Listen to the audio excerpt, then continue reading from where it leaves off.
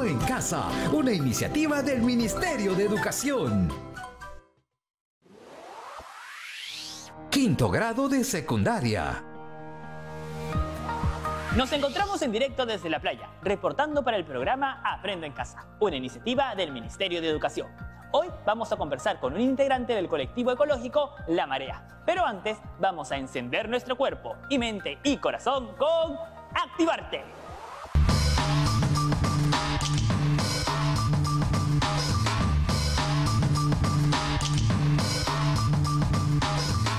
Hola, soy Gabriela y esta vez vamos a realizar una secuencia de movimientos consciente. ¿Sabes a qué me refiero? Quiero decir que debemos sentir qué músculos estamos utilizando y prestar atención a cada movimiento para no olvidar la secuencia. De esta manera tendremos total conciencia de lo que estamos trabajando. Sígueme, vamos a comenzar. Nos sentamos, eso es. Cuando respiramos, llevamos los brazos a los costados y cuando botamos, abrazamos la rodilla. Eso es, respiramos. Botamos. Volvemos a respirar. Botamos. Eso es. Ahora colocamos los brazos detrás de nuestra espalda. Eso es, estiramos las piernas. Vamos a imaginar que estamos en una laguna de nuestra selva peruana y el agua está muy calmada, pero para llegar hacia el otro lado debemos de remar. Vamos a remar entonces, elevamos las piernas y remamos de un lado hacia el otro. Eso es, un poquito más rápido. Vamos, y remamos, y remamos, y remamos, y remamos, y remamos. Eso es, hemos llegado. Nos ponemos de pie entonces. Muy bien, vamos a comenzar con la secuencia de hoy. Ahora sí, elevamos las manos hacia arriba, estiramos la pierna al costado. Eso es, muy bien. Ahí, mantenemos el equilibrio. Ahora nos vamos hacia arriba. Eso es, muy bien. Siempre respiro. Ahora sí. Regreso, juntamos. Ahora ponemos las manos en el pecho y elevamos la pierna. Eso. Equilibrio, equilibrio. No nos caemos. No nos caemos. Eso es. Ahora, hacia el otro lado. Vamos. Y, muy bien. Miramos para allá. Perfecto. Siente cómo el aire ingresa a tus pulmones. Regresamos. Eso es. Juntamos las manos al pecho y equilibrio. Equilibrio, no me caigo. Eso es. No me caigo. Muy bien, mantengo. Eso es. Espero que con este ejercicio hayan recuperado energía, así como yo. Hoy siento que esto me servirá para continuar mi día muy contenta. Nos vemos. Ahora sí, estamos de regreso reportando desde la playa y vamos a conversar con el integrante del colectivo ecológico La Marea. Ellos se dedican a patrullar playas de nuestro litoral y realizan limpieza de la costa. Cuéntanos. Hola Mario, hola Romina, hola chicos de la promoción 2021, muchas gracias por la invitación. Hola, ¿cuáles son las actividades de La Marea? Respondiendo a su pregunta, quería decirles que las principales actividades de la Asociación Ambiental La Marea son limpieza de playas y 2 jornadas de arborización. Tenemos voluntarios y aliados tanto acá en Lima como en provincias. ¿Cómo afectan los desechos del plástico al ambiente?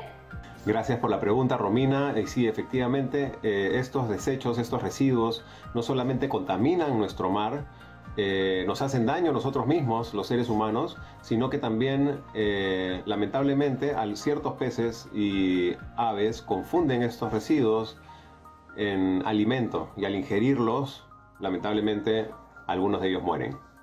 ¿Qué acciones podemos realizar para ayudar a mejorar esta situación? Gracias, Mario, por tu pregunta. Y acciones que podemos tomar en casa, les voy a dejar 3 consejos. El primero, reciclar. El segundo, compostar. Y el tercero es hacer ecoladrillos. Muchísimas gracias, Romina. Muchísimas gracias, Mario. Muchísimas gracias, Aprendo en Casa. Yo soy Checho de La Marea. Los invito a seguirnos en nuestras redes sociales, @LaMareaGrupo en Instagram y Facebook. Vamos con todo.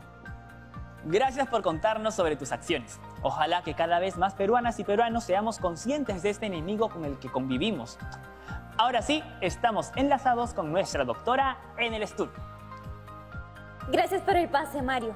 Bien, chicas y chicos, tenemos una tarea importante y una vez más la descubriremos gracias a la ciencia. ¿Vamos a encargarnos del enemigo plástico, doctora? ¡Ay, Mario, ya estás aquí! ¿Cómo llegaste tan rápido? Volando, doctora.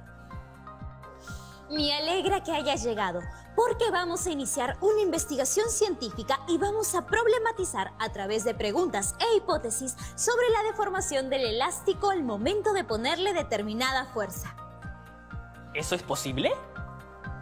Sí, y también vamos a diseñar estrategias o procedimientos para poner a prueba nuestra hipótesis al generar y registrar los datos en función de las variables, utilizando instrumentos de medición. Eso quiere decir que vamos a plantear una idea que pondremos a prueba en un experimento medible. Y todo para empezar a combatir a nuestro enemigo, el desecho plástico. ¿Y qué tipo de experimento es? ¿Qué es lo que queremos saber? ¿Qué tipo de estudios se realizan a los materiales que componen, por ejemplo, una botella de plástico? Pues se pueden realizar análisis químicos y físicos. Por ejemplo, químicos para saber si sus componentes son tóxicos y físicos para saber cómo se comporta el material, si se diluye, si se dobla o si se rompen fácilmente. Empecemos por sustentar. ¿Por qué le estamos llamando nuestro enemigo? Algunos tipos de plásticos demoran como mínimo 200 años en degradarse. ¿Nos ayuda con esta investigación, profesor? Hola Mario. Hola doctora. Claro que sí. Los residuos plásticos que son vertidos directamente al ambiente llegan al mar a través de los cuerpos de agua, donde siguen las corrientes marinas y se acumulan en zonas específicas. Profesor, por ejemplo, en el 2017 la Fundación de Investigación Marina Algalita descubrió una isla de plástico frente a las costas de Chile y Perú, la cual presentaba una superficie de casi 2 veces la superficie de Perú. Así es, y aparte, cuando los plásticos logran degradarse, llegan a tener tamaños menores de 5 milímetros y son consumidos por los peces, entrando a la cadena alimenticia y causando problemas en la salud de las personas a través de los productos marinos que consumen. Todos nos vemos afectados. ¡Qué peligroso! Para procesar esos plásticos se tienen que seleccionar materiales y realizar estudios de sus propiedades, algo así como ensayos para comprender el comportamiento mecánico de los materiales plásticos a través de su deformación. ¿Eso determina cuánto se va a degradar con el tiempo? Sí, también. En estos ensayos también se puede ver los diferentes niveles de tensión aplicados al plástico, la elasticidad, la viscoelasticidad y fractura. ¿Todo eso haremos hoy? Vamos a observar todas las características de nuestro enemigo. Porque la mejor forma de combatirlo es conociéndolo a profundidad. Exacto. La primera propiedad física que podemos observar es su elasticidad. Ese es un buen punto. Para conocer más sobre el comportamiento elástico, podrían responder estas preguntas. ¿Qué características presentan las ligas? ¿Se podrán deformar? Si es así, ¿cómo se haría? ¿Qué habría que hacer para que la liga regrese a su tamaño original? ¿Qué elementos se podrían utilizar para demostrarlo? ¿Cómo se demostraría? Hagamos lluvia de ideas, chicas y chicos de la promo. ¿Tienen respuestas? Las ligas son elásticas, por lo tanto, cuando se estiran, regresan a su tamaño inicial. Eso es una deformación. Para demorar la liga se pueden hacer 2 cosas: jalar la liga de sus extremos o colgar un peso en uno de sus extremos. Para que regrese a su forma original, habrá que dejar de jalar la liga o retirar el peso que se colgó en ella. ¡Qué buenas ideas, amigos! Creo que ya tenemos un punto de inicio, profesor. Bien, Mario. Ahora, conociendo los elementos que intervienen para deformar la liga, podemos armar el siguiente modelo. Y para construir y experimentar con este modelo, nos haremos la pregunta: ¿qué factores son la causa que producen el efecto de estiramiento de la liga? Determinemos las variables que intervienen. Mario.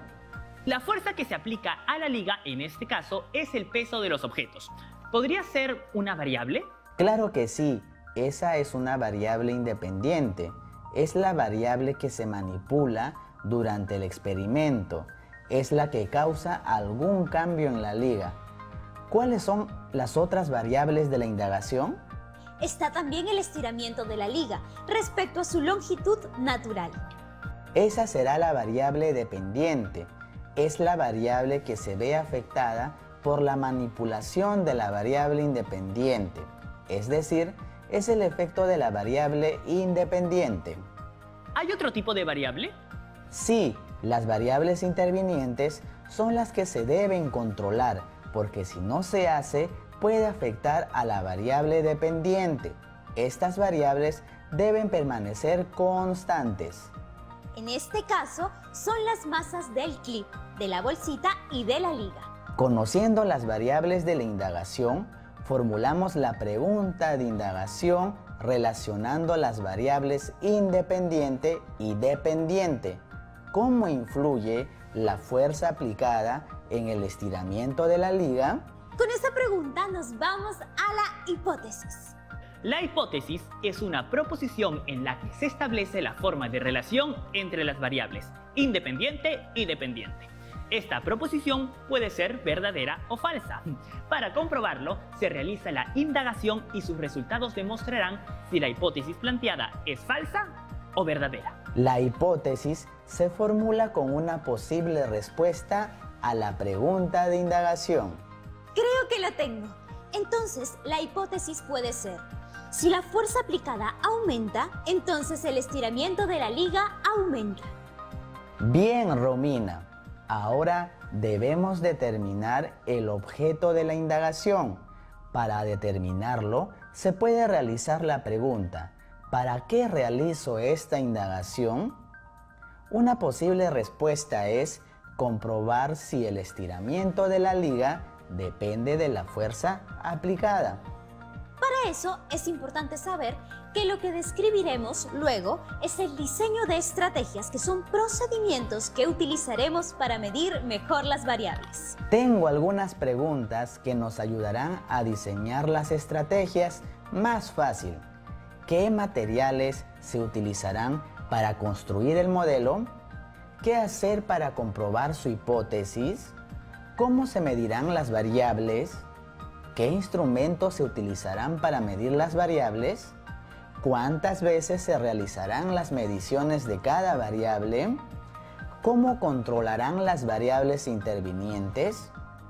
¿Qué medidas de seguridad se tendrán en consideración? Ni bien regresamos, empezamos a responder las preguntas. Nos vemos después del corte. Ya volvemos aquí en ¡Aprendo en casa!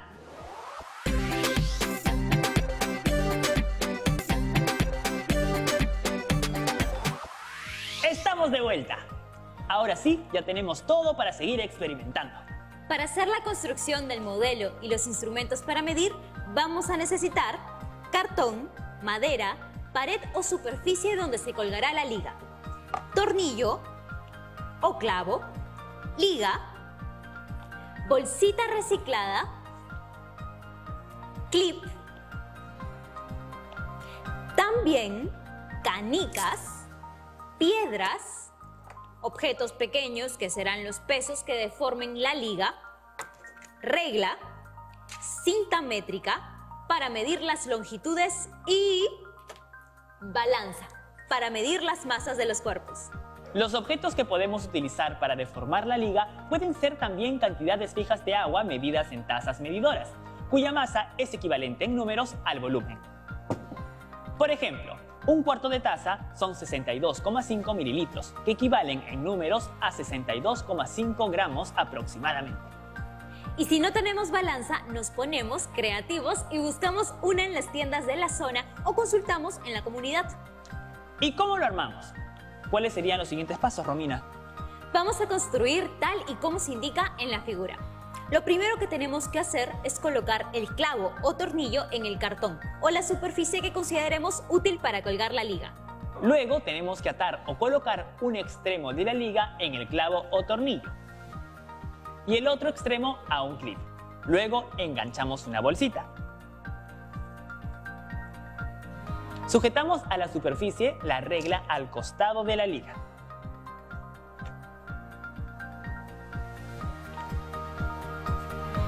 Y para continuar con la indagación, primero debemos conocer cómo obtendremos el peso de los cuerpos que representa a la fuerza aplicada para estirar la liga. Se preguntarán, ¿qué es el peso? Pues es la fuerza de atracción que ejerce la Tierra sobre todos los cuerpos debido al campo gravitacional local. Bien, vamos a calcular el peso con la siguiente expresión matemática. P igual m por g, n, es decir, peso igual a masa por aceleración de la gravedad. El peso se expresa en newton, n. Eso significa que P es el peso y se mide en newtons, n. M es la masa y se mide en kilogramos, kg. Y g es la aceleración de la gravedad, que es igual a 9,81 metros por segundo al cuadrado, m sobre s al cuadrado. Exacto.